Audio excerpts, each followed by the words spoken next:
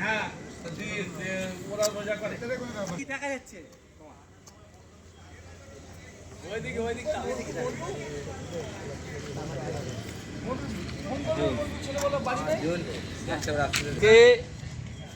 তাললাড়িয়া কবরস্থানের জলসা কমিটির পক্ষ থেকে আজকে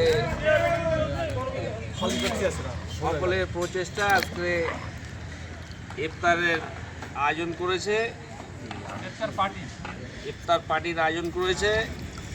কিছুক্ষণ বাদে তা সম্পূর্ণ হয়ে যাবে ইনশাল্লাহ। আমাদের ভালো কারিগর খোকন পেঁপে ছাড়াচ্ছে।